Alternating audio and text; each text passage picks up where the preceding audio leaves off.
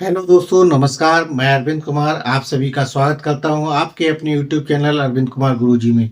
दोस्तों, आप देखना शुरू कर चुके हैं अरविंद कुमार गुरुजी यूट्यूब चैनल। आज हम बात करने वाले हैं एक नए एडवर्टाइजमेंट, नई वैकेंसी के लिए बारे में। ये एडवर्टाइजमेंट निकला है इंडियन ओवरसीज बैंक के द्वारा। अप्रेंटिसशिप की वैकेंसी इस समय जो है लगातार बैंक के द्वारा निकाली जा रही है। ठीक है, कई बैंकों ने इससे पहले भी निकाल चुकी है, बैंक ऑफ बड़ौदा ने भी निकाल दी थी। ठीक है, अगर किसी ने नहीं देखा हो तो वीडियो हमारे चैनल पे अपलोड है, आप चाहें तो उसको देख लीजिएगा। ठीक है, इसी तरह आईडीबीआई बैंक ने भी वैकेंसी निकाली है जैम के द्वारा जूनियर असिस्टेंट मैनेजर की। ठीक है, वो भी अगर वीडियो अगर आपने लोग अब तक नहीं देखा है तो प्लीज़ इस चैनल पे जाके आप उस वीडियो को सर्च कर लीजिएगा, देख लीजिएगा। ठीक है, अब जो है इसी क्रम में इंडियन ओवरसीज बैंक ने अप्रेंटिसशिप की वैकेंसी निकाली है।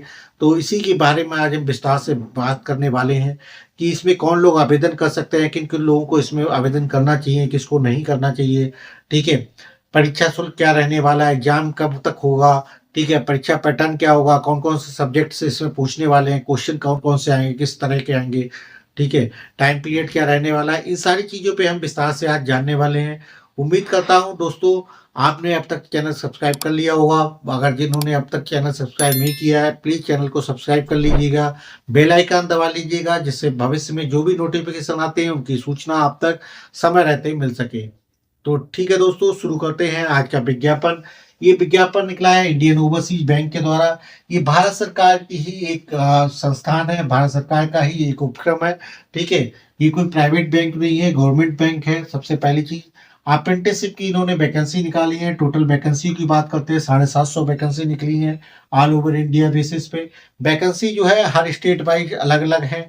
ठीक है, तो आप एक बार ध्यान रखिएगा कि जिस भी स्टेट से आप बिलोंग करते हैं आप कोशिश करिएगा उसी स्टेट से आप आवेदन करें, क्योंकि इसमें क्या है, एक रिटन एग्जाम होने वाला है लोकल टेस्ट लैंग्वेज का। यानी कि जो जिस स्टेट से आप आवेदन करते हैं उस स्टेट की जो लोकल लैंग्वेज है वो आपको पढ़नी, लिखनी और बोलनी तीनों चीजें आनी चाहिए। ठीक है, अब बात करते हैं कौन लोग इसमें आवेदन कर सकते हैं। जिनकी उम्र 20 से 28 साल के बीच में है वो लोग आवेदन कर सकते हैं। ठीक है, डेट की गणना की बात करते हैं, उम्र की गणना जो है 1 मार्च 2025 पे की जाएगी। ठीक है, जिन अगर जब बात करते हैं जहाँ तक ओबीसी कैटेगरी के लिए, तो जिनकी मैक्सिमम आयु 31 साल है उनको जो है वह आवेदन कर सकते हैं। वही बात करते हैं एससी एसटी कैटेगरी के लिए, तो जिनकी मैक्सिमम एज आए जो है 28 + 5 यानी 33 साल तक की उम्र है अगर, तो वो लोग इसमें आवेदन कर सकते हैं। अगर कोई हैंडीकैप्ड कैटेगरी का बंदा है तो 28 + 10 साल की उसे छूट मिलने वाली है, यानी 38 साल तक के जो हैंडीकैप्ड लोग इसमें आवेदन कर सकते हैं। अगर कोई महिला है, डिवोर्सी है, ठीक है, विडो है, तो या जुडिशियल सेपरेटेड महिला है, तो वो जो है उसको मैक्सिमम एज में जनरल ओबीसी, जनरल और ईडब्ल्यूएस कैटेगरी की महिला जो है उसे मैक्सिमम एज 35 साल तक के लिए आवेदन कर सकती है। ठीक है, अगर कोई महिला ओबीसी कैटेगरी की है तो उसको जो है मैक्सिमम 38 साल की उम्र तक इसमें आवेदन कर सकते हैं।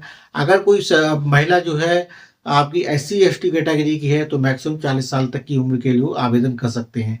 ठीक है, तो ये था हमारी उम्र से रिलेटेड जानकारी। इसके बाद हम बात कर लेते हैं क्वालिफिकेशन के लिए। तो क्वालिफिकेशन यानी ग्रेजुएट, यानी किसी भी स्ट्रीम में आपने बीए बीएससी बीकॉम कर रखा है, बीबीए कर रखा है, बीसीए कर रखा है, बीटेक कर रखा है। अगर आपकी इच्छा है इसमें अप्रेंटिसशिप में आप ट्रेनिंग करने के, तो आप इसमें आवेदन कर सकते हैं। ठीक है, परसेंटेज का कोई भी क्राइटेरिया इसमें नहीं दे रखा है, मिनिमम परसेंटेज नहीं मांगी गई है। तो जो भी परसेंटेज है आप पास ही हो रखे हैं केवल, तो भी आप आवेदन कर सकते हैं। अगर आपने बहुत अच्छे मार्क्स अर्न किए तो भी आप आवेदन कर सकते हैं। सिलेक्शन प्रक्रिया जो है परसेंटेज मेरिट बेस नहीं है। ठीक है, सिलेक्शन प्रक्रिया रिटन एग्जाम बेस है। तो रिटन एग्जाम में जो मेरिट अब बनेगी उसी के आधार पे आपका सिलेक्शन होने वाला है।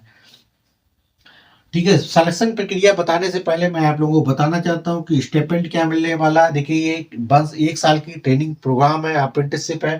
ठीक है, तो इस दौरान बैंक कोई अभी आपको सैलरी नहीं देगी, बल्कि स्टेपेंड के रूप में आपको कुछ पैसा देगी। कितना पैसा होगा, मेट्रो सिटी की बात करते हैं तो 15,000 रुपये आपको मिलेगा। अगर ब्रांच है, अर्बन सिटी की है ब्रांच है, तो आपको 12,000 रुपये पर मंथ के हिसाब से मिलने वाला है। और अगर सेमी अर्बन सिटी है, ठीक है, तहसील लेवल की कोई ब्रांच है, तो आपको 10,000 रुपये पर मंथ के हिसाब से ये स्टेपेंड मिलने वाला है। ठीक है, इसके अलावा कोई और अलाउंसेस आपको नहीं मिलेगा। ठीक है, बात बात करते हैं सिलेक्शन प्रोसेस की। सिलेक्शन प्रक्रिया क्या रहने वाली है, तो इसमें एक रिटन एग्जाम होगा, इसके अलावा टेस्ट ऑफ लोकल लैंग्वेज होगा और पर्सनल इंटरेक्शन होगा। ठीक है, तो मेन जो मेरिट बनने वाली है वो रिटन एग्जाम बेस पे ही बनने वाली है।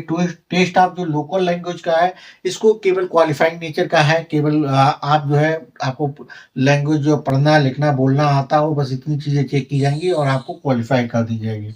ठीक है, पीआई यानी पर्सनल इंटरेक्शन जो है ये भी एक प्रकार से डॉक्यूमेंट वेरिफिकेशन टाइप का है। आपको केवल थोड़ा सा हल्के फुल्के कुछ सवालों पूछे जाएंगे, इसका भी मेरिट में कोई फर्क नहीं पड़ने वाला है। जो फर्क पड़ने वाला है वो रिटन एग्जाम का ही है। जो सिलेक्शन सारा होने वाला है वो रिटन एग्जाम बेस पे ही होगा। ठीक है, अब बात करते हैं इसका पेपर पैटर्न कैसे होने वाला है। तो इसमें देखिए 100 क्वेश्चंस आएंगे, 100 नंबर के होंगे और 90 मिनट का समय मिलने वाला है। ये क्वेश्चन पेपर जो है आपका 4 सेक्शंस में डिवाइड होगा, जिसमें आपके जनरल अवेयरनेस के क्वेश्चंस आएंगे 25 क्वेश्चन 25 मार्क के, जनरल इंग्लिश के क्वेश्चंस आएंगे 25 क्वेश्चन 25 मार्क के, इसके अलावा क्वांटिटेटिव रीजनिंग एबिलिटी के क्वेश्चंस आएंगे 25 क्वेश्चन 25 मार्क के, इसके अलावा कंप्यूटर नॉलेज के आपके 25 क्वेश्चन 25 मार्क के आने वाले। तो टोटल आपके 100 क्वेश्चन 100 मार्क के आने वाले हैं। अब बात करते हैं कि आपको आवेदन कैसे करना है। अगर आपके मन में इच्छा है आवेदन करने के लिए, तो आवेदन करने के लिए आप www.bfsissc.com इस वेबसाइट पे जाके कैरियर अपॉर्चुनिटी देखेंगे। वहाँ पे आपको इस वेबसाइट का फॉर्म का लिंक मिल जाएगा, आप वहाँ पे आवेदन कर सकते हैं। लेकिन आवेदन करने से पहले आपको रजिस्ट्रेशन करना पड़ेगा nats.education.gov.in की वेबसाइट पे जाके, या apprenticeshipindia.gov.in की वेबसाइट पे आपको रजिस्ट्रेशन करना होगा। उसके बाद इसका आवेदन आप कर सकते हैं।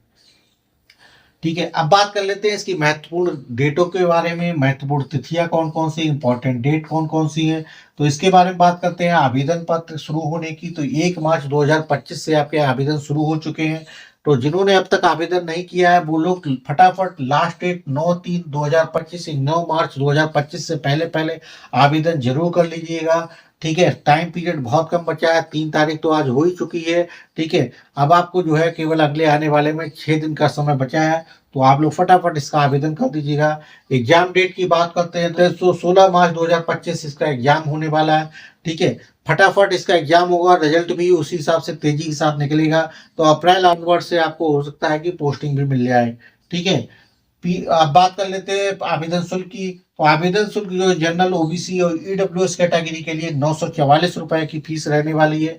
वही बात करते हैं एससी एसटी कैटेगरी के लिए, तो 708 रुपए की जो है फीस रहने वाली है। हैंडीकैप कैटेगरी के लिए 472 रुपए की फीस रहने वाली है। इस फीस में जीएसटी इंक्लूडेड है, कोई और अलग से जीएसटी नहीं देनी है, फीस में ऑलरेडी इंक्लूडेड है। ठीक है, तो जिन भी लोगों को अगर आप 1 साल का ट्रेनिंग पीरियड चाहिए बैंक में काम करने का, तो उनको यहाँ से अनुभव ले सकते हैं। ठीक है, इसका बेनिफिट क्या मिलेगा, हो सकता है आने वाले भविष्य में जो भी वैकेंसी आए तो उनमें हो सकता है जो अप्रेंटिसशिप का रखा है उनको वरीयता दी जाए, या वेटेज नंबर कुछ उसका अलॉटमेंट सिस्टम हो सकता है शुरू हो जाए, तो वहाँ पे भी आपको बेनिफिट मिल सकता है। और अगर आपको यहाँ नहीं मिलता तो आप प्राइवेट सेक्टर में या किसी बैंक में अगर आप काम करना चाहते हैं, तो वहाँ पे आप एज ए फ्रेशर नहीं 1 साल का एक्सपीरियंस दिखा के आप अपना कैरियर को और इन्हांस कर सकते हैं, अपनी अच्छी अपॉर्चुनिटी पा सकते हैं। ठीक है, तो ये था दोस्तों आज का विज्ञापन। इंडियन ओवरसीज बैंक के बारे में हमने इसके हर इंपॉर्टेंट पहलू के बारे में जाना और समझा है। ठीक है, आप तक सही इन्फॉर्मेशन को पहुंचाने की कोशिश करी है। उम्मीद करता हूं आप तक सारे वीडियो की सारी इन्फॉर्मेशन सही से पहुंची होगी। जिन लोगों ने अब तक मेरे चैनल को सब्सक्राइब नहीं किया है, प्लीज जो है चैनल को सब्सक्राइब कर लीजिएगा, बेल आइकन दबा लीजिएगा। ठीक है, और अपने दोस्तों के साथ ज़्यादा से ज़्यादा इसको शेयर करिएगा व्हाट्सएप ग्रुप के साथ में, जिससे कि आपके साथ साथ आपके दोस्त भी इस अपॉर्चुनिटी का फ़ायदा उठा सकें। ठीक है दोस्तों, फिर मिलेंगे किसी और वीडियो में और भक्ति के साथ, तब तक अपना ख्याल रखिए।